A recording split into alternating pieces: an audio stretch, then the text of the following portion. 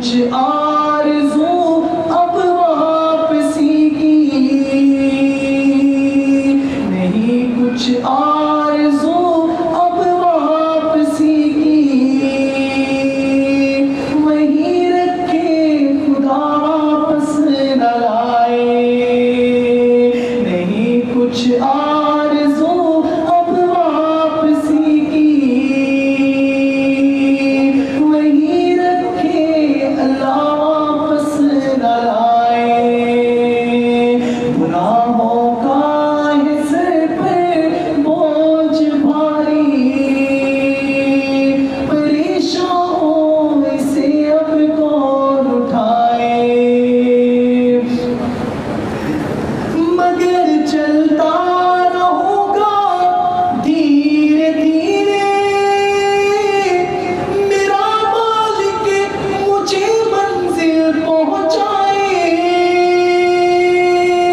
وہاں جا کر کہوں گا گرے گرا کر، وہاں جا کر کہوں گا گرے گرا کر، سلام اس پر جو گرتوں کو اٹھائے، وہاں جا کر کہوں گا گرے گرا کر، سلام اس پر جو سوتوں کو جگائے، سلام اس پر جو روتوں کو ہنسائے، سلام اس پر جو بھوکوں کو کھلائے، گناہوں کا ہے سر پہ بوجھ بھاری، پریشان ہوں اسے اب کون اٹھائے، پریشان ہوں اسے اب کون اٹھائے۔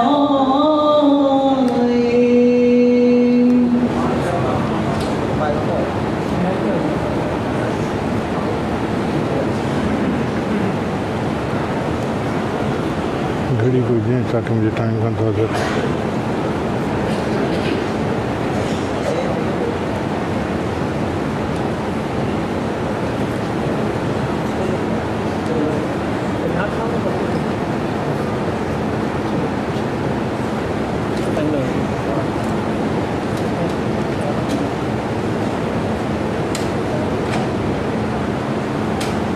میرے محترم بھائیو، اللہ رب العزت کا بے شمار بار شکر ہے، اور آج دل میں کتنی بڑی خوشی ہے، میں مرتے دم تک شاید اپنے مرشد جی کی یہ شفقت اور محبت نہ بھول سکوں کہ صحت ساتھ نہیں دے رہی تھی، طبیعت مبارک میں نقاہت تھی، لیکن اس کے باوجود شفقت فرمائی اور جمعۃ المبارک اور وقت عنایت فرمایا۔ ہم سارے ہی حضرت جی کے ممنون اور مشکور ہیں، واقعی اللہ والے دلوں کو جیت لیتے ہیں، اللہ والوں کے کپڑوں میں فیض ہوتا ہے، اللہ والوں کی نظروں میں فیض ہوتا ہے، اللہ والوں کے جوتوں میں فیض ہوتا ہے۔ امام الاولیاء حضرت مولانا احمد علی لاہوری رحمت اللہ علیہ فرمایا کرتے تھے، جو موتی اور جو ہیرے اللہ والوں کی جوتیوں میں ملتے ہیں وہ بادشاہوں کے تاج میں بھی نہیں ملتے۔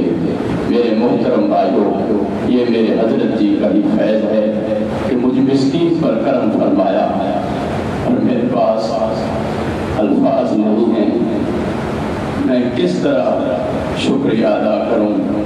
اللہ حضرت کا سایہ ہمارے سروں پر سلامت رکھے، اور اللہ حضرت جی کے فیض کو جاری و ساری فرمائے۔ انشاءاللہ اب حضرت جی کا ہی بیان شروع ہوتا ہے، انشاءاللہ چند باتیں بعد میں عرض کروں گا۔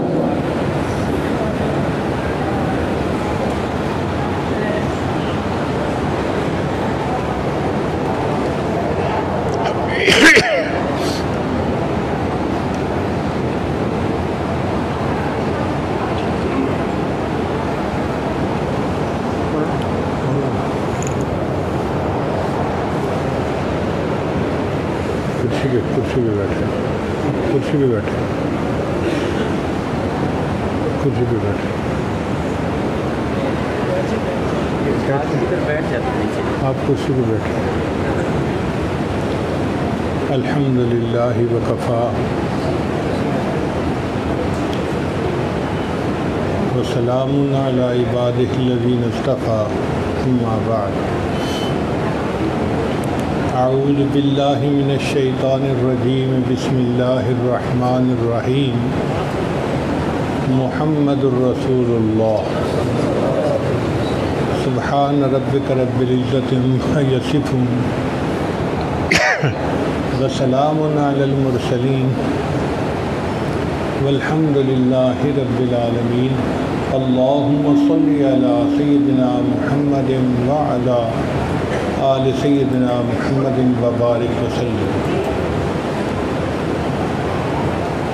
گھروں میں عام طور پر دیکھا گیا ہے کہ سیرپ کی بوتلوں پر لکھا ہوتا ہے شیک ویل بیفور یوز.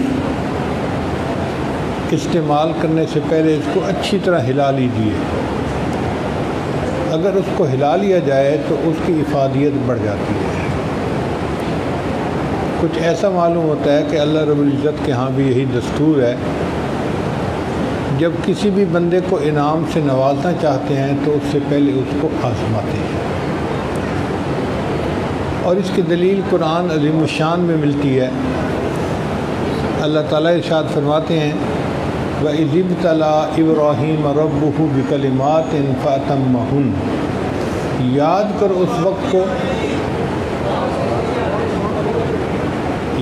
کرو اس وقت کو جب آزمایا ابراہیم کو اس کے رب نے چند باتوں میں اور وہ اس میں کامیاب ہو گئے. قَالَ إِنِّي جَاعِلُكَ لِلنَّاسِ إِمَامًا. اللہ نے فرمایا اے میرے ابراہیم میں تجھے انسانوں کا امام بناتا ہوں. تو پہلے آزمائے گئے پھر کامیاب ہونے پر ان کو امامت اللہ نے عطا فرما دی. چنانچہ سیدنا ابراہیم علیہ السلام کو اللہ نے حکم دیا اے میرے خلیل آپ میرا گھر تعمیر کیجیے. بیت اللہ اس سے پہلے تھا مگر وقت کے ساتھ ساتھ گر گئی تھی عمارت, صرف بنیادیں باقی تھیں. تو ابراہیم علیہ السلام نے انہی بنیادوں پر دوبارہ عمارت کھڑی کی. اب صاف ظاہر ہے کہ مزدور جب مزدوری کرتا ہے تو اس کو اجرت ملتی ہے. حضرت ابراہیم علیہ السلام نے جب بیت اللہ کو تعمیر کیا تو اللہ رب العزت نے فرمایا کہ میرے خلیل اب تم مجھ سے مانگو جو مانگتے ہو. ہم لوگوں کے ہاں عادت ہے کہ مزدور کو لانے سے پہلے مزدوری طے کرتے ہیں.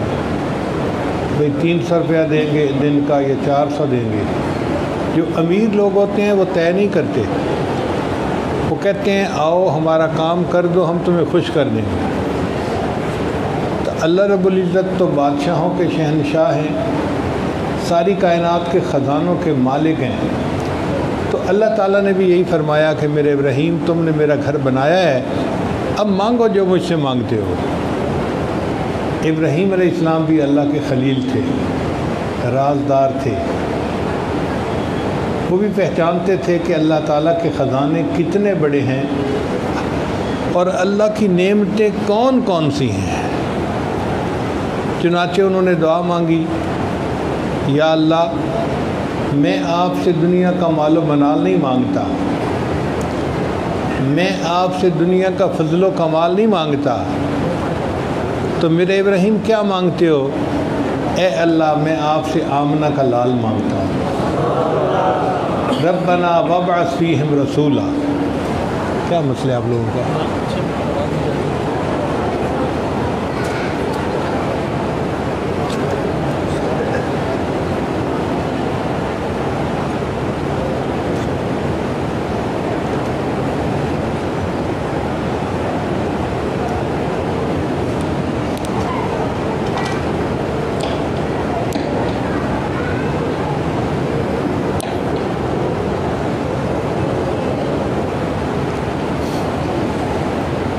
چنانچہ ابراہیم علیہ السلام نے دعا مانگی کہ اے اللہ میں نے گھر بنا دیا, اس کو آباد کرنے والے کو بھیج دیجیے. میں نے مسجد بنا دی، عبادت سکھانے والے کو بھیج دیجئے۔ میں نے مدرسہ بنا دیا، پڑھانے والے کو بھیج دیجئے۔ اے اللہ اب اپنے محبوب کو دنیا میں بھیج دیجئے تاکہ وہ انسانیت کو آ کے دین سکھائیں۔ چنانچہ نبی علیہ السلام نے ارشاد فرمایا کہ میں اپنے دادا ابراہیم علیہ السلام کی دعا کی قبولیت بن کے دنیا میں آیا ہوں۔ تو ابراہیم علیہ السلام نے دعا مانگی اور اللہ تعالیٰ نے نبی علیہ السلام کو دنیا میں مبعوث فرمایا۔ اب یہ جو واقعہ ہے یہ قرآن مجید میں بیان ہوا۔ دعا مانگنے والے ابراہیم خلیل اللہ، آمین کہنے والے اسماعیل ذبیح اللہ، اور جو عمارت بنائی گئی اس عمارت کا نام بیت اللہ، اور جس کتاب میں یہ واقعہ نقل کیا اس کا نام کتاب اللہ، اور جو اس دعا کی قبولیت بن کر دنیا میں تشریف لائے ان کا نام محمد الرسول اللہ۔ چنانچہ نبی علیہ السلام جب دنیا میں تشریف لائے تو آپ کے آنے سے پہلے آپ کے خاندان کے 3 بندوں کو آزمایا گیا۔ نعمت ملی تھی نا بڑی۔ ایک آپ کے دادا عبد المطلب، عبد المطلب کا نام تھا شیبہ، عربی میں شیبہ بڈھے کو کہتے ہیں، بوڑھے کو۔ اس بچے کے سر کے سارے بال کالے تھے، ایک لٹ بالوں کی تھی جو سفید تھی، تھوڑی سی جگہ کے بال سفید تھے، تو ان سفید بالوں کی وجہ سے اس بچے کا نام شیبہ بڈھا پڑ گیا۔ یہ بچہ بچپن میں یتیم ہو گیا۔ اس کی والدہ مدینہ طیبہ کی رہنے والی تھی، اس کا نام تھا اسماء۔ چنانچہ خامد کی وفات کے بعد اسماء اپنے بچے کو لے کر مدینہ آ گئی۔ اسماء کے والدین کوئی زیادہ امیر نہیں تھے، غربت کا حال تھا، چنانچہ یہ بچہ شیبہ وہاں غربت کے ماحول میں پلنے لگا، مگر اس کے اندر قریشی خون تھا، اس کے اندر خاندانی صفات تھیں، تو یہ نوجوان بڑی صفات کا حامل تھا۔ ایک مرتبہ ایک مکہ کا آدمی مدینہ گیا، اس نے دیکھا کہ چند نوجوان تیر اندازی کا مقابلہ کر رہے ہیں۔ ایک نوجوان ایسا ہے کہ جب تیر چلاتا ہے تو ٹھیک نشانے پہ لگتا ہے، اور وہ بڑے ترنگ میں آ کر کہتا ہے کہ مجھے یہ بات سجتی ہے کہ میرا نشانہ ٹھیک لگے، میں اس خاندان کا بچہ ہوں اور میرے رگوں میں ان کا خون دوڑ رہا ہے۔ اس نے لوگوں سے پوچھا کہ یہ کون ہے، تو پتہ چلا کہ یہ تو قریشی خاندان کا بچہ ہے، مگر اس وقت غربت کے ماحول میں پل رہا ہے۔ یہ شخص مطلب کا دوست تھا۔ چنانچہ جب وہ واپس مکہ مکرمہ گیا تو اس نے چچا کو تانا دیا کہ تم بھی کیسے چچا ہو، اپنے بھتیجے کو نہیں پال سکتے، اس کو ماں کے ساتھ غربت کے حال میں چھوڑا ہوا ہے، کوئی خبر لینے والا نہیں۔ تو مطلب نے قسم کھا لی کہ میں جب تک بھتیجے کو نہیں لاؤں گا اس وقت تک چین سے نہیں بیٹھوں گا۔ چنانچہ مطلب مکہ سے مدینہ گیا، بچے کی والدہ سے بات کی، والدہ نے اپنے گھر والوں سے مشورہ کیا تو سب نے یہی مشورہ دیا کہ یہاں مسائل اچھے نہیں ہیں، بچے کے اندر جو صفات ہیں وہ ابھر نہیں سکیں گی، اس کو مکہ بھیج دو، وہ سردار لوگوں کا خاندان ہے، یہ بچہ وہاں پلے گا تو اس کے اندر سرداری کی صفات نکلے گی۔ تو ماں نے پھر بچے کو اس کے چچا مطلب کے ساتھ واپس بھیج دیا۔ مطلب اپنے بھتیجے کو جو چھوٹا بچہ تھا لے کر مکہ آئے۔ جب مکہ داخل ہو رہے تھے نا تو ان کے کسی دوست نے دیکھا کہ مطلب اپنے پیچھے ایک لڑکے کو بٹھا کے لا رہے ہیں۔ اس زمانے میں چھوٹے لڑکوں کو غلام کے طور پہ گھروں میں کام کاج کے لیے رکھا جاتا تھا، تو اس نے خود ہی گمان کر لیا کہ مطلب کام کے لیے کوئی بچہ لایا ہے اپنے گھر میں، اس نے اس کا نام عبد المطلب کہہ دیا۔ تو یوں شیبہ کا نام عبد المطلب پڑ گیا۔ وہ مطلب کے غلام نہیں تھے، مطلب کے تو بھتیجے تھے، مگر نام مطلب عبد المطلب پڑ گیا۔ یہ نبی علیہ السلام کے دادا تھے، مگر انہوں نے بچپن میں یتیمی دیکھی، غربت دیکھی، اور جب واپس آئے تو ان کو مکہ مکرمہ میں قریش خاندان میں رہنے کا موقع ملا۔ اب جو صفات ہوتی ہیں نا وہ ماحول کے ساتھ ابھرتی ہیں، نکھرتی ہیں۔ اس بچے نے جب اس خاندان میں پرورش پائی تو وہاں پر تو قبیلوں کے لوگ آتے تھے اور بڑے بڑے معاملات کو سلجھانا پڑتا تھا اور بڑے اونچے درجے کی باتیں ہوتی تھیں، تو مطلب ان تمام محفلوں میں شرکت کرتا تو اس کی جو آئی کیو لیول تھا وہ بہت بڑھ گیا۔ چنانچہ مطلب جب بھی وہ مشورہ دیتا تو بہت اچھا ہوتا۔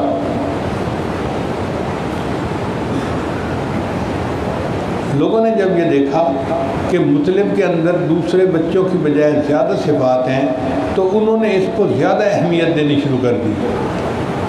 چنانچہ ایک وقت ایسا آیا کہ انہوں نے مطلب کو اپنے خاندان کا بڑا بنا دیا کہ جی ہمارے خاندان کا سردار عبد المطلب ہے۔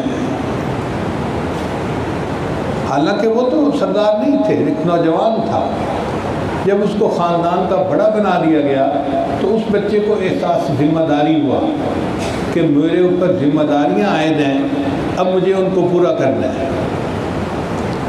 ان ذمہ داریوں میں سے ایک ذمہ داری یہ تھی کہ مکہ مکرمہ میں پانی کہیں نہیں ملتا تھا۔ زمزم کا کنواں اسماعیل علیہ السلام کے ذریعے اللہ نے جاری کیا تھا، مگر وقت کے ساتھ ساتھ یہ بند ہو گیا تھا اور اس زمانے میں کہیں پانی نہیں تھا۔ اب جہاں پانی نہ ہو تو وہاں رہنا، زندگی گزارنا مشکل ہوتا ہے۔ تو عبد المطلب نے سوچا کہ پانی کی تلاش میری سب سے بڑی ذمہ داری ہے۔ چنانچہ اس نے کدال بنوایا اور اس نے زمزم کے کنویں کو کھودنا شروع کر دیا، تلاش کرنا شروع کر دیا۔ وہ سارا کا سارا پتھریلا علاقہ تھا، جہاں کھودتا چٹان توڑتا، نیچے پھر پتھر ہوتے، پھر دوسری جگہ توڑتا، پھر تیسری جگہ توڑتا۔ گرمیوں کا موسم، 50 ڈگری سینٹی گریڈ کا ٹیمپریچر، اور یہ نوجوان پسینے پسینے تھکتا نہیں تھا اور زمین کی کھدائیاں کر کر کے کنویں کو تلاش کر رہا تھا۔ پتہ نہیں تھا کہ کنواں ہے کہاں، تو بس ایک آئیڈیا لگا کر ادھر کھودا ادھر کھودا، کامیابی نہیں ہو رہی تھی۔ کچھ لوگ ایسے بھی تھے جو اس کو پاگل سمجھتے، دیوانہ سمجھتے، مگر عبد المطلب اپنی دھن کا پکا تھا، اس کو اپنی ذمہ داری کا احساس تھا۔ وہ کھودتا رہا مگر پانی نکلتا نہیں تھا۔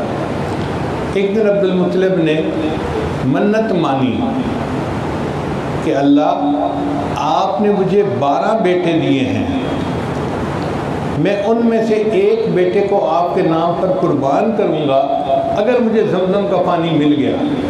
نظر مانی، منت مانی۔ اللہ کی شان دیکھیں کہ چند دن کے بعد مطلب نے ایک چٹان کو توڑا، اس کے نیچے زمزم کا کنواں تھا اور پانی نکل آیا۔ پانی کا نکل آنا اتنا بڑا بریک تھرو تھا کہ پورے مکہ کے لوگوں میں خوشی کی لہر دوڑ گئی۔ اب ان کو پانی اپنے شہر میں مل گیا، زندگی گزارنی آسان ہو گئی۔ چنانچہ لوگوں نے سوچا کہ بھئی عبد المطلب نے پوری قوم کو پانی دیا ہے، اب اس کو کوئی اس کا انعام دینا چاہیے۔ چنانچہ انعام کے طور پر پوری قوم نے مل کر عبد المطلب کو بیت اللہ کی چابیاں حوالے کر دی۔ یوں عبد المطلب والی بیت اللہ بن گئے، بیت اللہ کے کنجی بردار، متولی بن گئے۔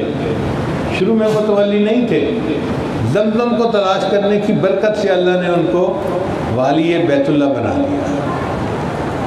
چنانچہ عبد المطلب نے ایک دن سوچا کہ اللہ نے تو میری نظر پوری کر دی، اب مجھے بھی اپنی بات پوری کرنی چاہیے، اپنے بیٹوں میں سے ایک بیٹا اللہ کے نام پہ قربان کرنا چاہیے۔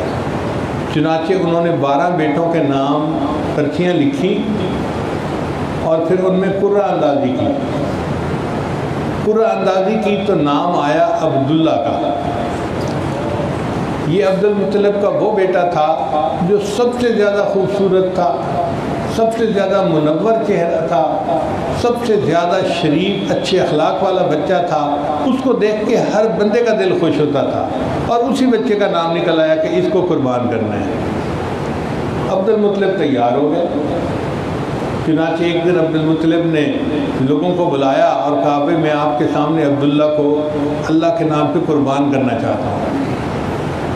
لوگوں نے کہا کہ دیکھو آپ نے نظر پوری کرنی ہے نا، تو آپ عبداللہ کی بجائے اونٹ قربان کر دیں۔ کتنے اونٹ قربان کریں؟ انہوں نے کہا قرہ ڈال دو۔ چنانچہ دوبارہ قرہ اندازی ہوئی، عبداللہ کو قربان کروں یا 10 اونٹوں کو؟ عبداللہ کا نام نکلا۔ عبداللہ کو قربان کروں یا 20 اونٹوں کو؟ عبداللہ کا نام نکلا۔ اونٹ بڑھتے گئے حتیٰ کہ قرہ اندازی ہوئی عبداللہ کو قربان کروں یا 100 اونٹوں کو قربان کروں، تو نام اونٹوں کا نکل آیا۔ چنانچہ عبد المطلب نے 100 اونٹوں کو قربان کیا اور یوں انہوں نے اپنے بیٹی کی قربانی کو پورا فرما دیا۔ اسی حضرت عبداللہ جو تھے وہ ذبیح اللہ کہلواتے تھے۔ ایک مرتبہ نبی علیہ السلام نے کسی صحابی کو کہا کہ میں ذبیحین کا بیٹا ہوں، 2 ذبح ہونے والوں کا بیٹا ہوں۔ اس نے پوچھا اے اللہ کے نبی صلی اللہ علیہ وسلم 2 ذبیحین کون؟ فرمایا ایک میرے اجداد میں سے اسماعیل ذبیح اللہ تھے اور ایک میرے والد بھی ذبیح اللہ تھے۔ اب دیکھیں کہ جس بچے کو ذبح کرنے کے لیے بلا لیا گیا ہو، وہ اپنے ہاتھ سے دیکھ رہا ہے کہ باپ کے پاس چھری ہے، مجمع آ چکا، اس کے دل پہ کیا گزری ہوگی؟ تو گویا حضرت عبداللہ کے اوپر بھی بڑا ٹف ٹائم گزرا۔ ان کو کوئی پتہ نہیں تھا کہ تھوڑی دیر میں چھری چلے گی اور ان کا گلا کاٹ دیا جائے گا، مگر اللہ نے ان کو زندہ رکھنا تھا تو وہ زندہ رہے۔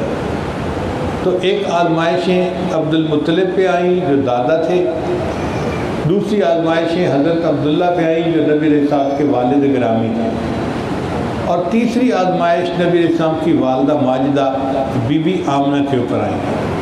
حضرت عبداللہ جب جوان ہوئے تو باپ نے سوچا کہ میں بیٹے کی شادی کر دوں۔ مکہ مکرمہ میں رشتے دیکھے مگر کہیں دل ٹھکا نہیں۔ انہوں نے سوچا کوئی نہیں، ہم مدینہ طیبہ جا کے دیکھتے ہیں۔ مدینہ طیبہ میں ایک قبیلہ تھا، اس کا نام تھا بنو زہرہ۔ ان کی ایک بچی تھی جس کا نام تھا آمنہ۔ یہ بچی اپنے اخلاق میں، کردار میں، شرافت میں، پاک دامنی حیا میں اتنی اچھی تھی کہ ہر زبان پہ اس کی تعریفیں تھیں۔ جب عبد المطلب نے اسے دیکھا تو ان کو بچی پسند آئی۔ انہوں نے کہا بیٹے میرا دل چاہتا ہے کہ ہم تیرا نکاح یہاں پہ کریں۔ حضرت عبداللہ نے کہا کہ ابا جان جو آپ فیصلہ کریں گے میں تیار ہوں۔ چنانچہ حضرت عبداللہ کا نکاح بیوی آمنہ کے ساتھ ہو گیا۔ اس وقت حضرت عبداللہ کی عمر تھی 18 سال اور بچی کی عمر تھی 16 سال۔ اب نکاح کے بعد بچی مکہ مکرمہ آ گئی اور دونوں میاں بیوی نے زندگی گزارنی شروع کر دی۔ کچھ عرصہ گزرا تو ایک قافلہ مکہ سے شام جانے لگا۔ اس زمانے میں قافلے جایا کرتے تھے، کیونکہ سفر لمبے تھے، مشکل تھے، تو اکیلا بندہ سفر نہیں کرتا تھا، قافلے کی شکل میں سفر کرتا تھا، اور جانے میں بھی 2-4 مہینے لگتے تھے، آنے میں بھی 2-4 مہینے، اور اگر 2-4 مہینے قیام بھی وہاں کرے تو یہ 8-9 مہینے کا سفر بن جاتا تھا۔ چنانچہ جب قافلہ تیار ہو گیا تو عبد المطلب نے اپنے بیٹے عبداللہ کو مشورہ دیا کہ بیٹے قافلہ جا رہا ہے، اگر تم بھی ساتھ چلے جاؤ تو یہاں سے کچھ سامان خرید کے لے جانا، ادھر بیچ دینا، پھر جو پیسے ملے تو وہاں کا سامان خرید کے لے آنا، یہاں بیچ دینا، تمہیں نفع ہو جائے گا، نئی تمہاری شادی ہوئی ہے تو خرچے میں آسانی ہوگی۔ حضرت عبداللہ نے ارادہ کر لیا۔ اب شادی کے ابتدائی مہینوں میں میاں بیوی کو ایک دوسرے سے جدا کیا جائے تو یہ بہت بڑا مجاہدہ ہوتا ہے، بہت مشکل کام ہوتا ہے۔ حضرت عبداللہ نے ارادہ کر لیا۔ اب بی بی آمنہ جو تھی وہ بڑی اداس تھیں کہ میرا خامن 9 مہینے کے لیے مجھ سے جدا ہو جائے گا۔ چنانچہ جس دن قافلے نے روانہ ہونا تھا تو بی بی آمنہ نے اپنے خامن کو رخصت تو کیا مگر چہرے پہ اداسی ظاہر تھی۔ ان کی اداسی کو دیکھ کے حضرت عبداللہ نے سوچا کہ میں بیوی کا دل خوش کروں۔ انہوں نے کہا دیکھو آمنہ میں جلدی آ جاؤں گا، ایک میرے ساتھ وعدہ کرو۔ کیا؟ کہ جس دن میں واپس آؤں گا نا تو میں دروازہ کھٹکھٹاؤں تو دروازہ آپ نے کھولنا ہے، میرا دل چاہتا ہے میں دروازہ کھولوں اور بس تمہارے چہرے پہ میری نظر پڑے۔ بی بی آمنہ نے وعدہ کر لیا۔ اب میاں بیوی کا یہ ایک خفیہ معاہدہ ہو گیا اور حضرت عبداللہ سفر میں تشریف لیتے ہیں۔ اس وقت بی بی آمنہ امید سے تھی، حمل تھا۔ اللہ کی شان دیکھیں کہ حضرت عبداللہ شام گئے، وہاں انہوں نے سامان تجارت بیچا اور دوسرا خریدا، پھر وہاں سے قافلہ واپس آیا۔ جب واپس آ رہے تھے تو راستے میں حضرت عبداللہ کو بخار آ گیا۔ بخار کی وجہ سے کمزوری بھی کافی ہو گئی اور دیکھنے والے کو بھی محسوس ہوتا تھا کہ بہت نقاہت ہے۔ مدینہ طیبہ شام کے راستے میں پڑتا تھا۔ جب یہ لوگ مدینہ طیبہ پہنچے اور حضرت عبداللہ کو اپنے میکے والوں نے، سسرال والوں نے دیکھا تو انہوں نے کہا عبداللہ تم سفر روک لو، ہم تمہارا علاج معالجہ کرواتے ہیں، جب صحت مند ہو جاؤ گے تو پھر واپس چلے جانا۔ چنانچہ حضرت عبداللہ وہیں رک گئے اور باقی قافلہ مکہ مکرمہ آ گیا۔ جس دن قافلہ نے مکہ مکرمہ پہنچنا تھا اس دن مکہ کے گھروں میں خوشیاں تھیں، ہر گھر میں عید کا سماں تھا۔ عورتیں اپنے خامدوں کے آنے پر خوشی سے پھولی نہیں سماتی تھیں، گھروں کی صفائی، بچوں کو نہلایا، کپڑے پہنائے، خود نہا دھو کے اچھے کپڑے پہنے، کھانے بنائے، وہ اپنے خامدوں کا استقبال کرنا چاہ رہی تھی۔ اب بی بی آمنہ نے وعدہ کیا ہوا تھا عبداللہ آپ دروازہ کھٹکھٹائیں گے تو میں دروازہ کھولوں گی اور میں دروازہ کھولنے میں دیر نہیں لگاؤں گی۔ چنانچہ بی بی آمنہ میں بھی اچھے کپڑے پہنے اور دروازے کے اندر کی طرف دروازے کے قریب ہی بیٹھ گئی کہ جب دروازہ کھٹکھٹایا جائے گا تو مجھے کھولنے میں دیر نہ لگے۔ اللہ کی شان کہ ظہر ہو گئی، عصر ہو گئی، مغرب ہو گئی، حضرت عبداللہ نہیں آئے۔ بی بی آمنہ پریشان کہ بھئی میرے ہسبینڈ کیوں نہیں آئے؟ تو انہوں نے گھر کے دوسرے مردوں کو بتایا، انہوں نے پتہ کیا تو پتہ چلا کہ جتنے لوگ قافلے میں گئے تھے سب اپنے گھروں کو چلے گئے، پیچھے کوئی بندہ نہیں جو آنے والا ہو۔ تو بھئی حضرت عبداللہ کہاں ہے؟ ان کا جناب وہ تو بیمار ہو گئے تھے اور وہ تو مدینہ رہ گئے، سفر انہوں نے وہیں پہ روک لیا، ٹھیک ہوں گے تو پھر آئیں گے۔ چنانچہ خاندان کے کچھ لوگ مدینہ طیبہ گئے اور چاہتے تھے کہ حضرت عبداللہ وہاں پر صحت مند ہو تو ان کو مکہ مکرمہ لے جایا جائے، مگر اللہ کی شان دیکھیں کہ حضرت عبداللہ کا وقت آ گیا تھا اور حضرت عبداللہ کی مدینہ طیبہ میں وفات ہو گئی۔ اس وقت بی بی آمنہ کی مدت حمل جو تھی وہ 7 ماہ کی تھی۔ ایک عورت جو 7 مہینے کی حاملہ ہو اور اس کا خامند فوت ہو جائے اور ابھی شادی کو سال بھی پورا نہیں گزرا، آپ سوچیں اس بچی کے دل کے اوپر کیا صدمہ گزرتا ہے۔ تو حضرت عبد المطلب پہ بھی آزمائش آئی، حضرت عبداللہ پہ بھی آزمائش آئی اور بی بی آمنہ کے اوپر بھی آزمائش آئی۔ چنانچہ بی بی آمنہ کہتی ہیں کہ میرے حمل کے جو 9 مہینے تھے وہ اس طرح گزرے کہ مجھے پتہ ہی نہیں چلتا تھا کہ میں بیماری میں ہوں یا نہیں، مجھے کوئی حمل کی تکلیف نہیں تھی، لیکن میں 3 باتیں بڑی انوکھی دیکھتی تھی۔ پہلی بات کہ جب بھی میں گھر سے باہر نکلتی تھی تو دھوپ کے عالم میں فوراً ایک بادل میرے اوپر سایہ کر دیتا تھا، مجھے دھوپ میں نہیں چلنا پڑتا تھا۔ دوسری علامت میں یہ دیکھتی کہ میں جہاں چل کے جاتی تھی راستے میں درخت ہوتے تھے تو ان کی ٹہنیاں جھک کے ایسے کرتی تھی جیسے مجھے سلام کر رہی ہیں۔ اور تیسری نشانی اس سے بھی بڑی تھی کہ لڑکیاں نوجوان زمزم بھر کے لاتی تھی گھروں میں، جب میں زمزم بھرنے کے لیے جاتی تو مجھے 20-30 فٹ نیچے سے زمزم کا ڈول نہیں نکالنا پڑتا تھا، میں قریب جا کے کھڑی ہوتی تھی، زمزم کا پانی اوپر آتے آتے 1 فٹ کنارے سے نیچے رہ جاتا، میں کنارے پر بیٹھ کر ہی بوکیاں بھر لیا کرتی تھی۔ یہ اتنا واضح تھا کہ مکہ مکرمہ کی دوسری لڑکیاں مجھے وہاں سے ہلنے نہیں دیتی تھی، آمنہ تم چلی جاؤ گی، پانی نیچے چلا جائے گا، ہمیں کھینچنا پڑے گا، تم یہیں رہو، ہمیں آسانی سے پانی مل جائے گا۔ میں یہ 3 نشانیاں دیکھتی تو میں سوچتی کہ یہ کیوں ہیں، تو میں کہتی ہو سکتا ہے کہ جو بچہ میرے وطن میں ہے وہ کوئی بڑا ہی بابرکت ہو کہ اس کی برکت سے اللہ مجھے یہ نشانیاں دکھا رہے ہیں، مگر گھر میں غربت تھی، کیونکہ خامن فوت ہو گئے تھے اور خرچے کے لیے کچھ نہیں تھا، حتیٰ کہ جس رات بچے کی ولادت تھی اس رات گھر میں جلانے کے لیے چراغ بھی نہیں تھا، اندھیرا ہی اندھیرا تھا۔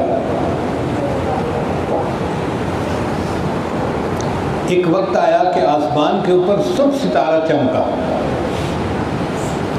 آسمان کے اوپر سب ستارے کا چمکنا یہ نبی علیہ السلام کی ولادت مبارکہ کی خاص نشانی تھی جو پہلی کتابوں میں نقل کی گئی تھی۔ اب یہودیوں کے تو اندر ایک کوہرام مچ گیا کہ بھئی نبی آخر الزمان پیدا ہونے والے ہیں، پتہ کرو کس گھر میں ہے کوئی بچہ۔ انہوں نے مدینہ طیبہ کے سارے گھروں کا پتہ کیا، پتہ چلا کہ عورتیں حاملہ تو ہیں مگر کسی کو ابھی 5 مہینے باقی ہیں، کسی کو 6 مہینے باقی ہیں، کسی کو 7 مہینے باقی ہیں۔ ایسی کوئی عورت بھی نہیں کہ جس بچہ قریب الولادت ہو، تھوڑے وقت میں پیدائش ہوئے۔ یہودیوں نے کہا بھائی یہ مسئلہ کیا ہے؟ ان کا ہو سکتا ہے کہ مدینہ کی بجائے مکہ میں کوئی بچہ پیدا ہو، مکہ میں پتہ کرو۔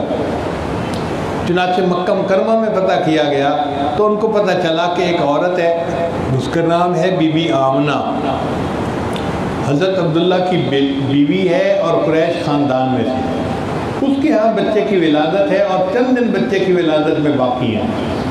تو یہودیوں کو نبی علیہ السلام کی ولادت مبارکہ سے پہلے ہی اندازہ ہو گیا تھا کہ یہ بچہ مکہ مکرمہ میں پیدا ہوگا، لیکن چونکہ ان کی لڑی بنو اسماعیل میں سے تھی اور یہودی بنو اسحاق میں سے تھے، اس لیے خاندانی رقابت کی وجہ سے انہوں نے اس بات کو چھپائے رکھا کہ وہ جو نبی آخر الزمان ہے وہ ہماری لڑی میں نہیں، وہ دوسری لڑی میں پیدا ہوگا۔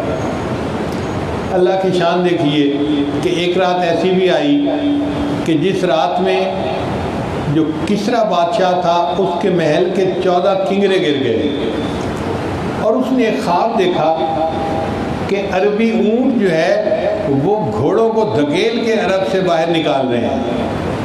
اور تیسرا ایک بتکدہ تھا ایران میں، اس کی آگ 1000 سال سے کبھی انہوں نے بجھنے نہیں دی تھی، وہ بھی اچانک بجھ گئی۔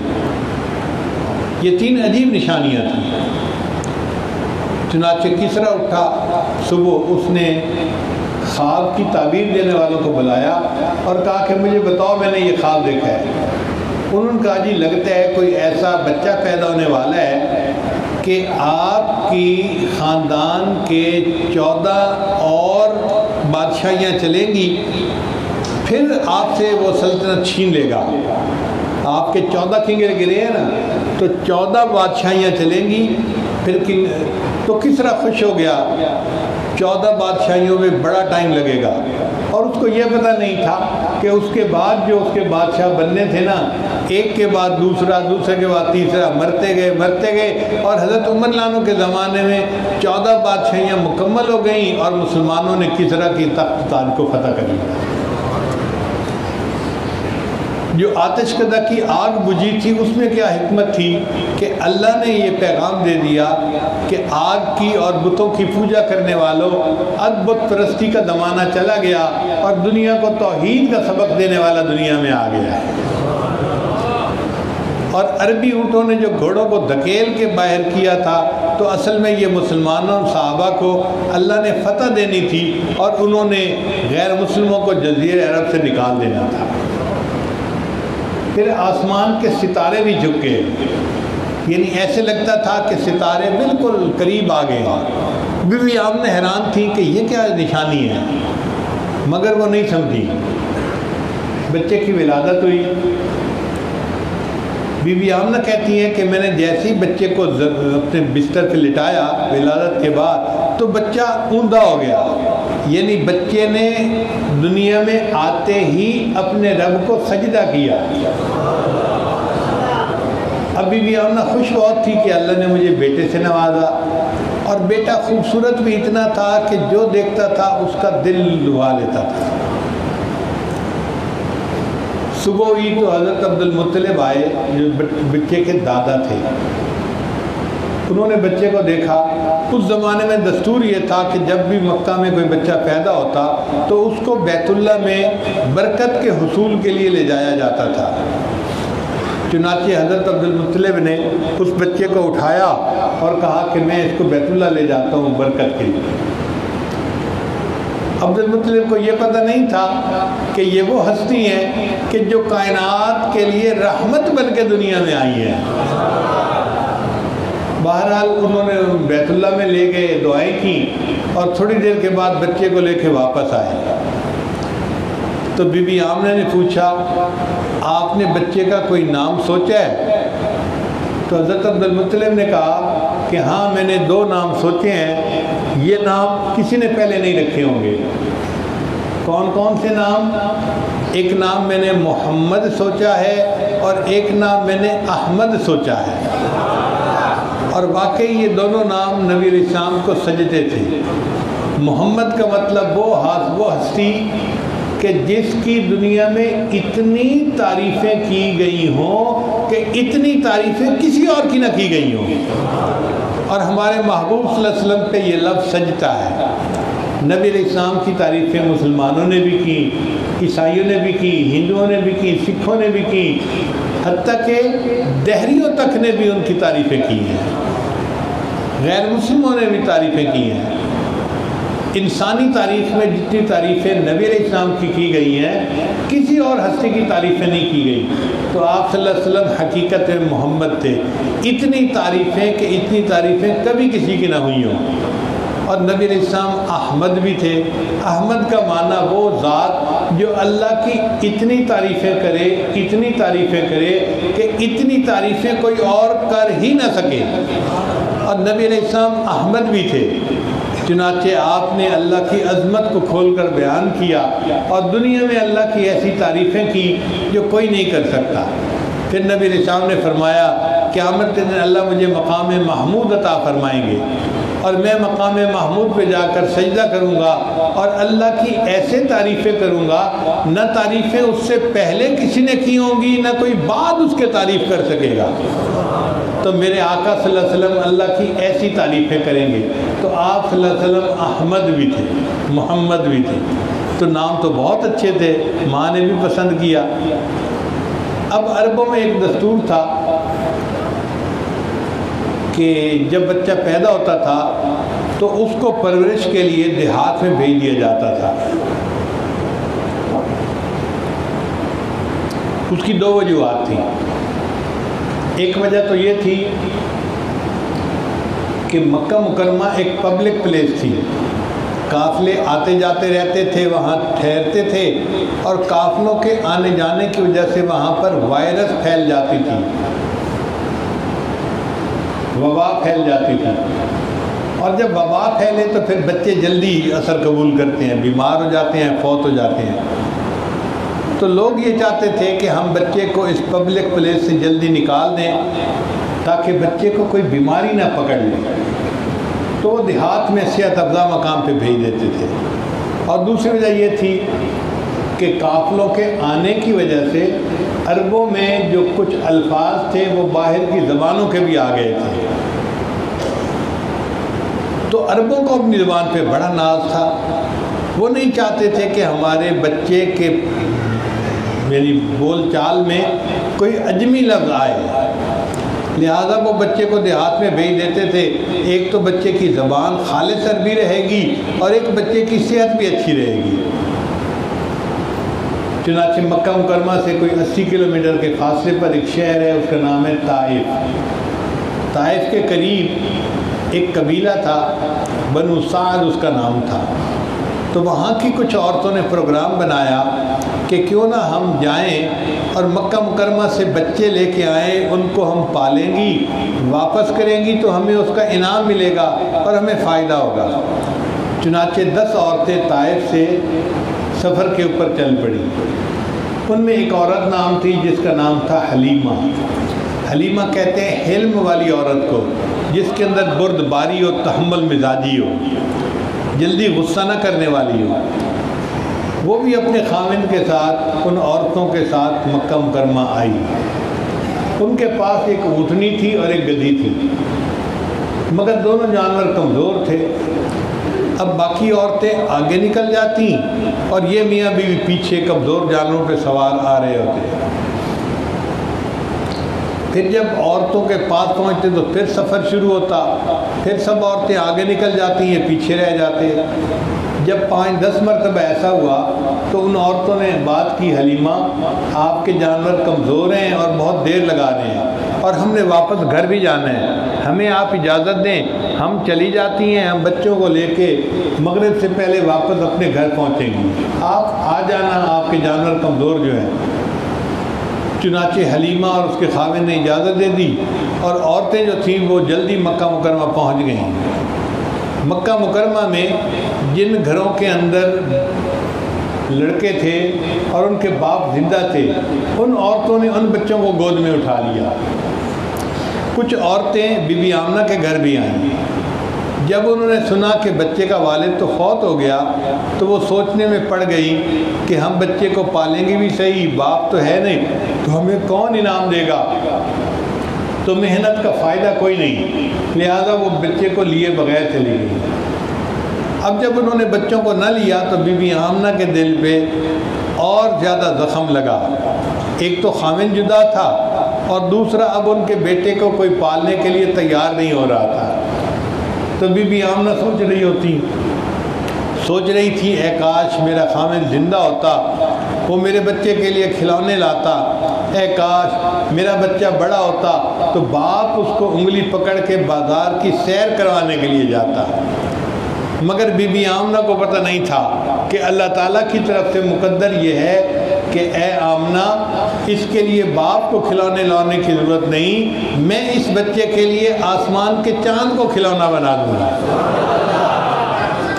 اور بی بی آمنہ پریشان نہ ہو کہ بچہ بڑا ہوا تو باپ انگلی پکڑ کے بازار کی سیر کروائے گا، یہ وہ بچہ ہے، میں اس کو عرشوں پہ بلا کے اپنی جنتوں کی سیر کروا دوں گا۔ چنانچہ حلیمہ سعدیہ بی بی آمنہ کے گھر پہنچی، انہوں نے کہا کہ جی میں بچہ لینے کے لیے آئی ہوں۔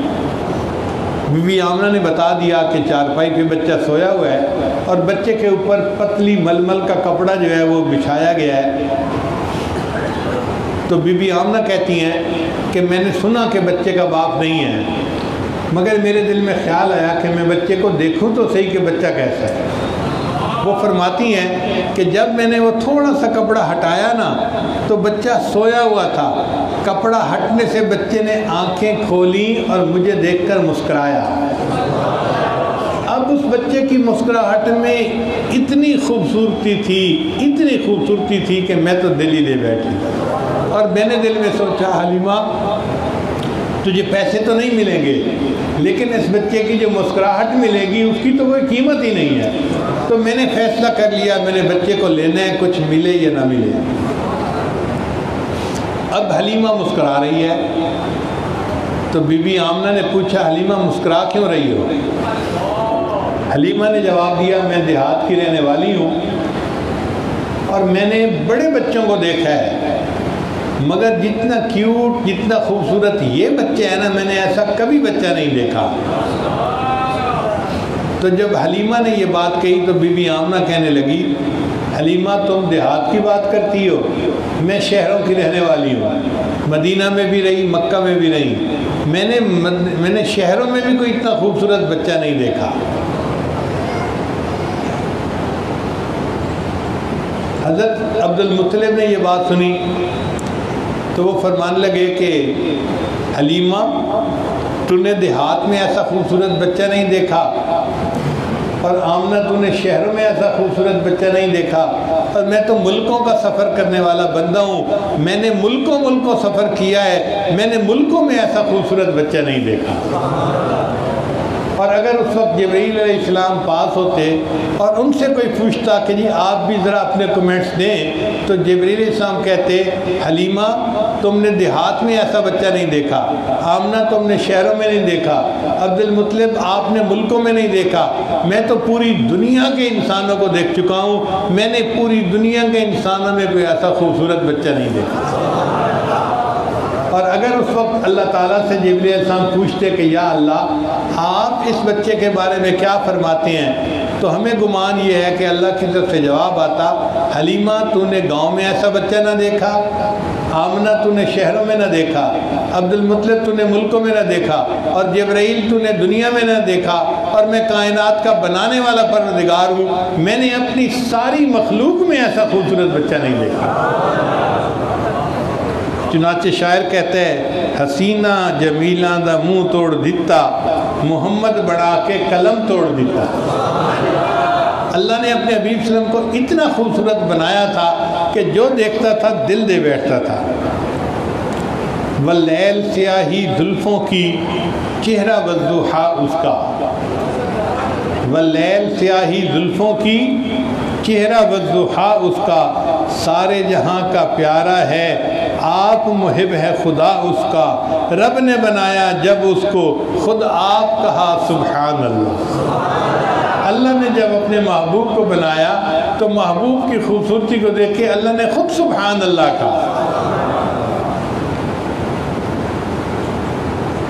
اے چہرہ اے زیبائے تو رشک بتانے آدری، ہر چند وصفت می کنم در حسن زاں بالا تری، آفاقہا گردیدہ مہرے بتا ورزیدہ بسیار خوبہ دیدہ اما تو چیز دیگری۔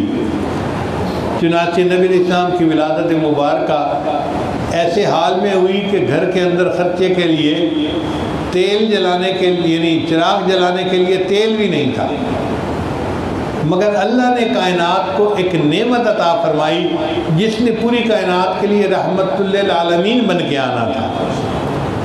شاعر کہتا ہے، خلیل اللہ نے جس کے لیے حق سے دعائیں کی، ذبیح اللہ نے وقت ذبح جس کی التجائیں کی، جو بن کر روشنی پہ دیدہ یعقوب میں آیا، جسے یوسف نے اپنے حسن کے رنگ میں پایا، کلیم اللہ کا دل روشن ہوا جس ذوق فشانی سے، وہ جس کی آرزو بڑھکی جواب لنترانی سے، وہ جس کے نام سے داؤد نے نغمہ سرائی کی، وہ جس کی یاد میں شاہ سلیمان نے گدائی کی، دل یحییٰ میں ارمہ رہ گئے جس کی زیارت کے، لب عیسیٰ پہ آئے واز جس کی شان رحمت کے، وہ دن آیا کہ پورے ہو گئے تورات کے وعدے، خدا نے آج پورے کر دیے ہر بات کے وعدے، مبارک ہو کہ ختم المرسلین تشریف لے آئے، جناب رحمت للعالمین تشریف لے آئے۔ تو اللہ کے پیارے حبیب صلی اللہ علیہ وسلم اس دنیا میں تشریف لائے اور آپ کی ولادت مبارکہ پوری کائنات کے لیے رحمت تھی۔ اب حلیمہ نے بچے کو لینے کا ارادہ کیا اور بی بی آمنہ نے بچے کو دینے کا ارادہ کیا۔ اب بی بی آمنہ بچے کو دعا دے کے رخصت کر رہی ہیں۔ یہ جو وقت ہوتا ہے نا کہ ماں اپنے بیٹے کو دعا دے کے رخصت کرتی ہے، یہ عجیب وقت ہوتا ہے۔ آپ دیکھیے اسماعیل علیہ السلام کو ان کی والدہ بی بی ہاجر نے دعاؤں سے رخصت کیا تھا۔ اسماعیل علیہ السلام واپس آئے تو اسماعیل ذبیح اللہ بن گئے تھے۔ موسیٰ علیہ السلام کو ان کی والدہ نے پانی کے اندر دریا میں ڈالا دعائیں دے کر، جب موسیٰ علیہ السلام لوٹ کر آئے تو وہ موسیٰ کلیم اللہ بن چکے تھے۔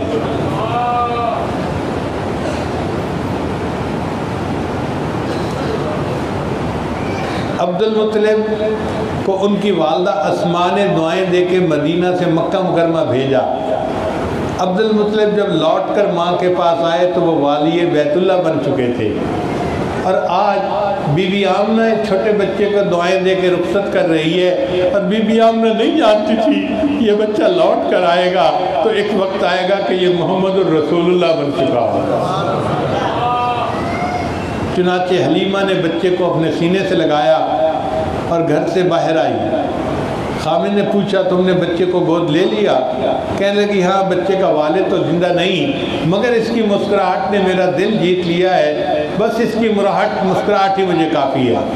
خامد نے کہا ہو سکتا ہے اللہ تعالیٰ اس بچے کی وجہ سے ہمیں برکت دکھا دے۔ چنانچہ خامد نے اپنی بیوی کو کہا کہ اونٹنی پہ بیٹھو۔ اب بیوی بیٹھ گئی تو اس کے بعد خامد آگے بیٹھا کہ میں اونٹنی کو چلاؤں۔ لیکن جیسے ہی خاوند آگے بیٹھتا ہے اونٹنی چلنے سے انکار کر دیتی ہے. خاوند نیچے اترا، جیسے ہی خاوند نیچے اترا اونٹنی چلنے کے لیے تیار ہے. پھر خاوند آگے بیٹھا، پھر اونٹنی نہیں چلتی. جب 2-3 مرتبہ ایسا ہوا تو خاوند پریشان، حلیمہ ہماری اونٹنی چلتی کیوں نہیں؟ حلیمہ نے کہا کہ ایسے کرو کہ مجھے آگے بٹھاؤ اور آپ میرے پیچھے بیٹھو، مجھے لگتا ہے تم اس بچے کی طرف پشت کر کے بیٹھتے ہو، اونٹنی چلنے سے انکار کر دیتی ہے. اور واقعی بات ایسی تھی کہ اللہ نے تو نبی علیہ السلام کو کائنات کا سردار بنایا تھا، یہ کیسے ممکن تھا کہ وہ بندہ پیٹ کر کے بیٹھتا اور سواری چل پڑتی؟ چنانچہ سواری جب چلی تو سواری نے تو بھاگنا شروع کر دیا، تیز چل رہی ہے، بھاگ رہی ہے، بھاگ رہی ہے. اللہ کی شان دیکھیں کہ جو عورتیں پہلے بچوں کو لے کر آ چکی تھیں وہ ابھی راستے میں تھیں کہ حلیمہ کی سواری ان تک آ پہنچی، اور جب ان تک پہنچی تو حلیمہ کی سواری ان سے بھی آگے بڑھنے لگی. تو عورتیں بڑی حیران ہوئیں، انہوں نے کہا حلیمہ کیا تم نے سواری تبدیل کر لی ہے؟ حلیمہ نے جواب دیا سواری تو میں نے تبدیل نہیں کی، سواری کا سوار تبدیل ہو گیا ہے. چنانچہ وہ سواری اتنا تیز چلی کہ سب عورتوں سے پہلے واپس اپنے گھر پہنچی. اب جب گھر پہنچی تو حلیمہ کے گھر میں 4-5 بکریاں تھیں، بوڑھی تھیں، دودھ نہیں دیتی تھیں. چنانچہ اس دن حلیمہ کے خاوند نے دیکھا کہ سب بکریوں کے تھن دودھ سے بھرے نظر آتے ہیں. اس نے کہا حلیمہ برتن لاؤ، دودھ بہت ہے بکریوں کے تھنوں میں دودھ نکال لوں. چنانچہ گھر کے جتنے خالی برتن تھے وہ سارے کے سارے دودھ سے بھر گئے. اب اتنے دودھ کو دیکھ کے حلیمہ کا خاوند حیران ہو گیا، کہنے لگا کہ حلیمہ واقعی جس بچے کو تو لائی ہے یہ کوئی بڑا بابرکت بچہ ہے، اللہ نے ہمیں اس کی برکت آنکھوں سے دکھا دی ہے. اللہ نے اپنے بعض پیغمبروں کو محلوں میں پالا، موسیٰ علیہ السلام کو فرعون کے محل میں پالا، حضرت یوسف علیہ السلام کو عزیز مصر کے محل میں پالا. اللہ تعالیٰ اگر چاہتے تو اپنے محبوب صلی اللہ علیہ وسلم کو بھی کسی محل میں پال سکتے تھے، مگر اللہ نے اپنے محبوب صلی اللہ علیہ وسلم کو حلیمہ کے غربت قدے کے اندر، کچے مکان کے اندر پالا. کیونکہ اللہ دکھانا یہ چاہتے تھے لوگوں جس کے پاس ککھ نہیں تھا، جب میرا محبوب اس گھر میں آیا تو اب ان کے پاس لکھ آ گیا. یہ ساری برکتیں یہ میرے محبوب کی وجہ سے ہیں. چنانچہ حلیمہ کی بکریاں اتنا دودھ دیتی تھیں کہ باقی عورتیں آ کے پوچھا کرتی تھی حلیمہ تم اپنی بکریوں کو کہاں چراتی ہو، ہمیں بھی بتاؤ ہم بکریوں کو وہیں چرائیں، ہماری بکری بھی زیادہ دودھ دیں. مگر وہ عورتیں بھی اس بکری کو اسی وادی میں چراتی، باقی بکریاں اتنی دودھ نہیں دیتی تھیں، صرف حلیمہ کی بکریاں زیادہ دودھ دیتی تھیں. یہ نبی علیہ السلام کی برکتیں تھیں جو حلیمہ اور اس کے خاوند کو اللہ دکھا رہے تھے. حلیمہ کی ایک بیٹی تھی، اس کا نام تھا شیمہ، کوئی 13-14 سال کی عمر ہوگی تقریباً، تاریخ سے جو پتہ چلتا ہے. اس کے ذمہ تھا بکریوں کو چرانا، کیونکہ ماں باپ بوڑھے تھے، وہ روزانہ بکریوں کو چرانے جایا کرتی تھی. ایک دن حلیمہ نے دیکھا کہ دن کے 10-11 بج گئے ہیں اور شیمہ بکریوں کو لے کر نہیں گئی.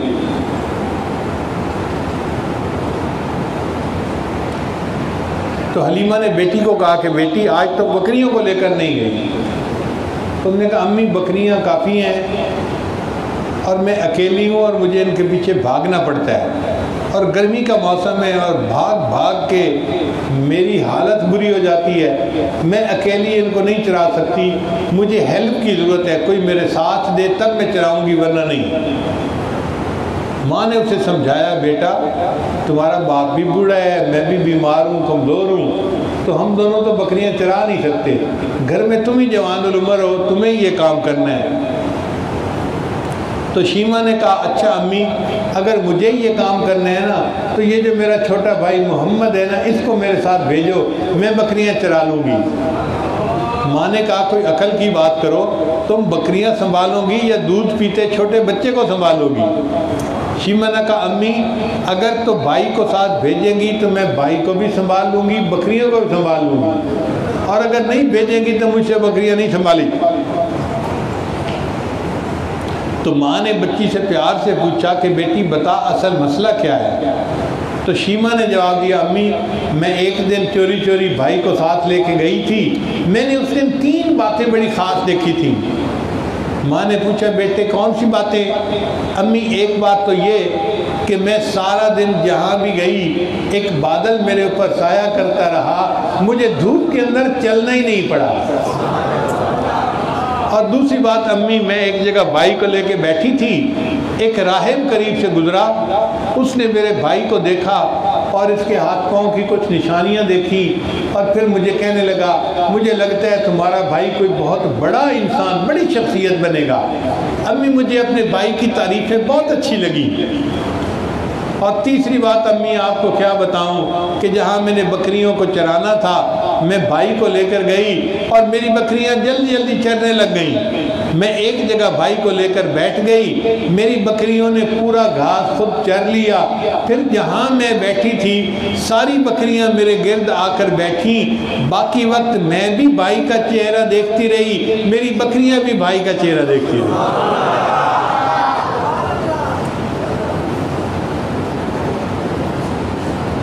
حلیمہ سعدیہ نے بچے کو 4 سال اپنے پاس رکھا، پھر اس نے سوچا کہ میں بچے کو اس کی والدہ کے حوالے کر دوں، چنانچہ وہ بچے کو مکہ مکرمہ لائی اور 4 سال کی عمر میں اس بچے کو والدہ کے حوالے کر دیا۔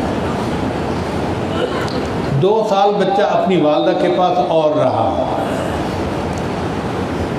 2 سال کے بعد حلیمہ آمنہ نے سوچا کہ مجھے اپنے میکے گئے ہوئے بہت عرصہ گزر گیا ہے اور اب تو بچہ چلنے پھرنے دوڑنے کے قابل ہو گیا ہے، تو کیوں نہ میں اپنے میکے کا چکر لگاؤں اور اپنے میکے والوں کو اپنا بچہ بھی دکھاؤں کہ اللہ نے مجھے کتنا خوبصورت بیٹا عطا کیا ہے۔ چنانچہ انہوں نے عبد المطلب سے اجازت مانگی بچے کے دادا سے کہ مجھے آپ میکے جانے کی اجازت دے دیں۔ عبد المطلب نے شرط رکھی حلیمہ تمہیں پتہ ہے میں اس بچے کو دیکھ کے جیتا ہوں، اس کے بغیر میرا دن نہیں گزرتا، رات نہیں گزرتی، تم جا تو رہی ہو، جتنا جلدی ہو بس بچے کو ملا کے جلدی واپس آ جانا۔ بی بی آمنہ نے وعدہ کیا کہ میں جلدی واپس آؤں گی اور بچے کو لے کے وہ مکہ مکرمہ سے مدینہ تشریف لائیں۔ اب مدینہ کے جس بندے نے بچے کو دیکھا، کوئی کہتا بالکل عبداللہ کی کاپی ہے، کوئی کہتا ہے اتنا خوبصورت بچہ، کوئی کہتا جیسے لوگ باتیں کرتے ہیں نا کہ جی اس کو تو لگتا ہے فرشتوں نے فارغ وقت میں بنایا ہے۔ ہر بندہ اسی قسم کے کمنٹس دیتا، اور مدینہ کی عورتیں دور دور سے اس بچے کو دیکھنے کے لیے آتی کہ جی اتنا خوبصورت بچہ ہے، ماسٹر پیس ہے، ذرا جا کے دیکھ کے تو آؤ۔ ایک دوسرے سے بیٹھ کے بات کرتی کہ تمہیں پتہ ہے کتنا خوبصورت بچہ آمنہ لائی ہے۔ چند دن بی بی آمنہ وہاں رہی تو پھر ایک دن بی بی آمنہ اپنے شوہر جو وفات پا چکے تھے حضرت عبداللہ، ان کی قبر پر بھی گئی۔ تاریخ میں یہ واقعہ تفصیل کے ساتھ نہیں ہے، صرف اتنا ہے کہ نبی علیہ السلام نے فرمایا کہ مجھے اتنا یاد ہے کہ میری والدہ میرے والد کی قبر پر گئی تھیں اور وہاں جا کر وہ کھڑی ہو گئیں اور ان کی آنکھوں سے آنسو ٹپکنے لگے۔ اب وہ آنکھوں میں آنسو کیوں ٹپک رہے تھے کسی بندے کو یہ معلوم نہیں تھا، لیکن لگتا یہ ہے کہ وہ اس وقت اپنے تخیل میں حضرت عبداللہ سے باتیں کر رہی تھیں کہ آپ نے مجھ سے وعدہ کیا تھا کہ میں سفر سے واپس آ جاؤں گا، تم دروازہ کھولنا۔ عبداللہ میں تو سارا دن انتظار میں رہی، آپ آئے ہی نہیں کہ میں آپ کے لیے دروازہ کھول سکوں۔ اور عبداللہ آپ نے تو یہاں ٹھکانہ بنا لیا، دیکھیں آپ کے بعد اللہ نے مجھے آپ کی ایک نشانی دی ہے، بچہ دیا ہے، کاش آپ زندہ ہوتے، اس بچے کو دیکھ کے آپ کی آنکھیں ٹھنڈی ہو جاتی۔ اور ان باتوں کو سوچ کے پھر بی بی آمنہ کی آنکھوں سے آنسو نکلے۔ نبی علیہ السلام فرماتے ہیں کہ میں نے جب اپنی والدہ کو روتے دیکھا تو میں بھی رونے لگ گیا، کیونکہ بچے ماں سے اٹیچڈ ہوتے ہیں، تو ماں رو رہی تھی تو نبی علیہ السلام فرماتے ہیں مجھے یاد پڑتا ہے کہ والدہ کو روتے دیکھ کر میں بھی رونے لگ گیا تھا۔ خیر اس کے بعد بی بی آمنہ نے مکہ مکرمہ واپس آنے کا ارادہ کر لیا۔ اب اب وہ بچے کو اور ایک باندی تھی اس کا نام تھا ایمن، ان کو لے کے مکہ مکرمہ کی طرف چلی۔ اللہ کی شان دیکھیں کہ راستے میں ایک مقام تھا جس کا نام تھا ابوا، وہاں پہنچی تو بی بی آمنہ کا انتقال ہو گیا۔ آپ ذرا اس بچے کی ذہنی کیفیت کا اندازہ لگائیں کہ اس کے پیدا ہونے سے پہلے اس کا والد دنیا سے یعنی رخصت ہو چکا، اور اب ابھی وہ 6 سال کا ہے کہ اس کی والدہ بھی اس سے جو ہے جدا ہو گئی۔ اس کے دل پہ کتنا صدمہ گزرا ہوگا۔ ایک 6 سال کا بچہ کتنا چھوٹا ہوتا ہے، معصوم سا ہوتا ہے، اور اس کو اتنے بڑے بڑے بوجھ اٹھانے پڑ گئے۔ اب جب وفات ہو گئی تو لوگوں نے بی بی آمنہ کو وہیں پہ دفن کر دیا۔ دوسرے دن ایمن نے بچے کو کہا کہ چلو ہم مکہ مکرمہ تمہارے دادا ابو کے پاس چلتے ہیں۔ تو بچہ تیار تو تھا مگر بچے کا دل غمزدہ تھا کہ میں ماں کو چھوڑ کے کیسے جاؤں۔ چنانچہ جب سامان اونٹنی پر رکھنے لگے تو ایمن نے دیکھا کہ بچہ نہیں ہے، تو کہنے لگی بچہ ابھی تو یہاں کھڑا تھا، کہاں ہے؟ پتہ کیا گیا تو یہ بچہ اپنی والدوں کی قبر کے پاس پہنچ کے وہیں رو رہا تھا، اپنی ماں کو چھوڑ کے نہیں جانا چاہتا تھا۔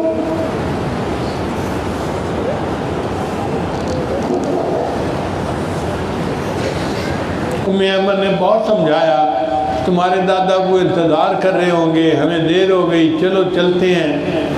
بہرحال اس بچے کو دلاسا دلا کر، تسلی دلا کر ایمن نے اپنے ساتھ اونٹنی پہ بٹھایا اور مکہ کا سفر پھر شروع ہو گیا۔ مدینہ سے مکہ کا سفر تقریباً 15 دن لگا کرتے تھے عام طور پر۔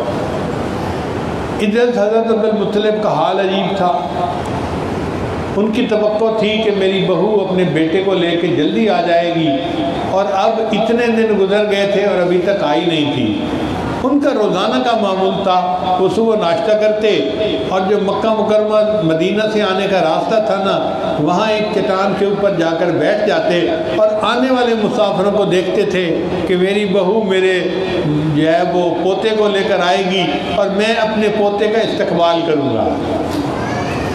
لوگ آتے پوچھتے تم نے کوئی مسافر دیکھا؟ وہ کہتے نہیں دیکھا۔ کوئی مسافر دیکھا؟ نہیں دیکھا۔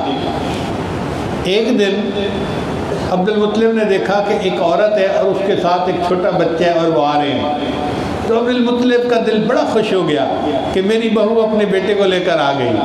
لیکن جب قریب آئی تو وہ بہو نہیں تھی بلکہ وہ باندی تھی اور بچے کو لے کر آئی تھی۔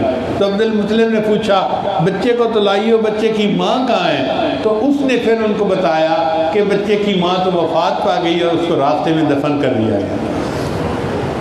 پھر اس کے بعد یہ بچہ اپنے دادا کی کفالت میں آ گئے، حضرت عبد المطلب کے دادا ابو کی کفالت میں۔ اللہ کی شان دیکھیں کہ 2 سال گزرے تو دادا کی بھی وفات ہو گئی۔ دنیا میں تشریف لانے سے پہلے والد کی وفات ہو گئی، پھر جب 6 سال کی عمر تھی تو والدہ کی وفات، اور جب 8 سال کی عمر ہوئی تو دادا ابو کی بھی وفات۔ سہارے ہٹتے گئے۔ اللہ نے دکھانا تھا اگر سہاروں سے یہ پلتے اور دنیا کو تعلیم کا درس دیتے تو دنیا اعتراض کرتی کہ خود سہاروں سے پلنے والے آج ہمیں کہتے ہیں خدا کے سوا کوئی سہارا نہیں۔ دیکھو میں اپنے محبوب کو بے سہارا کرتا چلا جا رہا ہوں اور میں دکھا رہا ہوں کہ دیکھو ان کو میں نے پال کے دکھایا اور انہوں نے پوری کائنات کو توحید کا درس عطا فرما دیا۔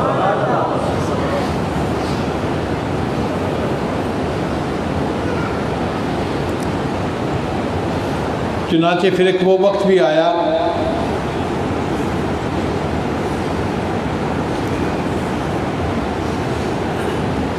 جب نبی اسلام نے مکہ مکرمہ فتح کیا اور غزوہ حنین ہوئی۔ غزوہ حنین میں 6000 قیدی تھے اور 12000 بکریاں جانور تھے جو مسلمانوں کے ہاتھ مال غنیمت کے طور پر آئے۔ نبی علیہ السلام نے فیصلہ کیا کہ میں یہ مال غنیمت مجاہدوں میں تقسیم کر دیتا ہوں۔ نبی علیہ السلام مال غنیمت مجاہدوں میں تقسیم کر رہے تھے کہ ایک صحابی آئے اور آ کر کہنے لگے اے اللہ کے حبیب صلی اللہ علیہ وسلم، قیدیوں میں ایک عورت ہے، وہ کہتی ہے کہ میں تمہارے صاحب کی بہن ہوں، مجھے ان سے ملاؤ۔ تو نبی علیہ السلام نے فرمایا نہیں، میری تو کوئی بہن نہیں، میں تو عبداللہ کا ایک ہی بیٹا ہوں، پھر ان کی وفات ہو گئی تھی میری پیدائش سے پہلے، میری تو کوئی بہن دنیا میں نہیں، کون دعویٰ کرتی ہے؟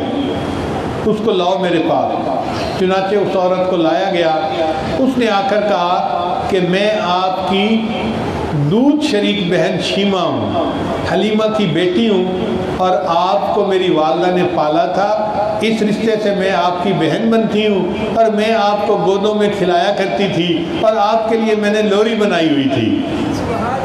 تو جب اس نے وہ باتیں بتائیں تو نبی علیہ السلام کو یاد آ گیا کہ ہاں واقعی یہ باتیں جو کر رہی ہے ٹھیک کر رہی ہے۔ تو جیسے ہی نبی علیہ السلام کو پتہ چلا کہ یہ میری بہن بنتی ہے، حدیث پاک میں آتا ہے نبی علیہ السلام نے اپنی چادر زمین پر بچھائی اور اس شیمہ کو کہا کہ شیمہ آپ اس میری چادر کے اوپر بیٹھیں، اگر آپ میرے پاس رہیں گی تو ساری زندگی آپ کی کفالت میں کروں گا، اور اگر آپ واپس جانا چاہیں گی تو میں آپ کو آزاد کر دیتا ہوں کہ آپ اپنے خاندان میں واپس جائیں۔ اس نے کہا جی میں تو واپس جانا پسند کروں گی۔ چنانچہ نبی علیہ السلام نے ان کو آزاد کر دیا۔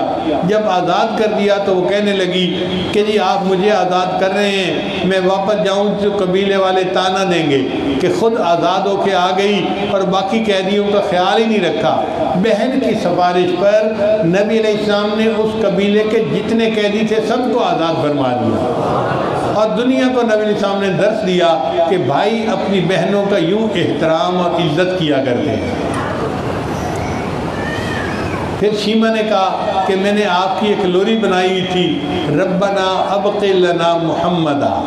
یہ پوری لوری تاریخ کی کتابوں میں لکھی گئی ہے، ربنا ابق لنا محمد۔ اس کا معنی یہ ہے اللہ ہمارے محمد کو سلامت رکھنا، ہمارے محمد کو باقی رکھنا۔ جیسے ہم کہتے ہیں نا یہ جیتا رہے، یہ لمبی زندگی ہو، یہ عمر دراز ہوئے، اس طرح کی دعا۔ تو یہ دعا تھی ربنا ابق لنا محمد۔ تو شیمہ نے کہا کہ میں نے تو آپ کے لیے یہ بھی دعا مانگی تھی کہ اللہ آپ کو دنیا میں عزتیں دے، اور مجھے نہیں پتا تھا کہ اللہ آپ کو اتنی عزتیں دے گا کہ آج میں قیدی بن کے آپ کے سامنے پیش کی گئی ہوں۔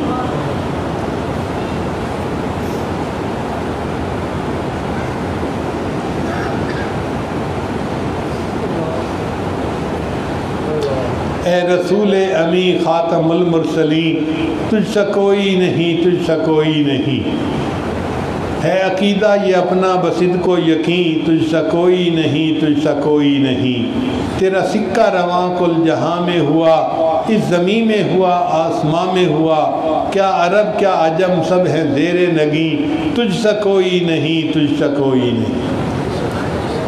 چنانچہ ربیع الاول کا مہینہ ہے، یہ نبی علیہ السلام کی ولادت مبارکہ کا مہینہ ہے، اور اس مہینے میں ہر مومن کا دل خوش ہوتا ہے کہ اللہ نے اس کائنات کو رحمت عطا فرمائی تھی۔ اسی نسبت سے آج میں نے کچھ بات آپ کے سامنے کر دی تاکہ آپ نبی علیہ السلام کی ولادت مبارکہ کا پورا قصہ سنیں، گھر میں جا کے عورتوں کو سنائیں، بچے کو سنائیں، اور اس کو گھروں کے اندر ایک دوسرے کے ساتھ تذکرہ کریں تاکہ ہمارے ایک ایک بچے کو پتہ ہونا چاہیے کہ نبی علیہ السلام کی ولادت مبارکہ کا قصہ کیا تھا۔ نبی آتے رہے، آخر میں نبیوں کے امام آئے۔ میں بات مکمل کر رہا ہوں۔ نبی آتے رہے، آخر میں نبیوں کے امام آئے، وہ دنیا میں خدا کا آخری لے کر پیام آئے، جھکانے آئے بندوں کی جبیں اللہ کے در پر، سکھانے آدمی کو آدمی کا احترام آئے۔ وہ آئے جب تو عظمت بڑھ گئی دنیا میں انسان کی، وہ آئے جب تو عظمت بڑھ گئی دنیا میں انسان کی، وہ آئے جب تو انسان کو فرشتوں کے سلام آئے۔ بروز حشر میں جب نفس نفسی کا سما ہوگا وہاں وہ کام آئیں گے جہاں کوئی نہ کام آئے۔ اللہ تعالی ہمیں اپنے حبیب صلی اللہ علیہ وسلم کی قیامت میں شفاعت عطا فرمائے اور ان کی ایک ایک سنت پر محبت کے ساتھ عمل کی توفیق عطا فرمائے۔ وآخر دعوانا ان الحمد للہ رب العالمین۔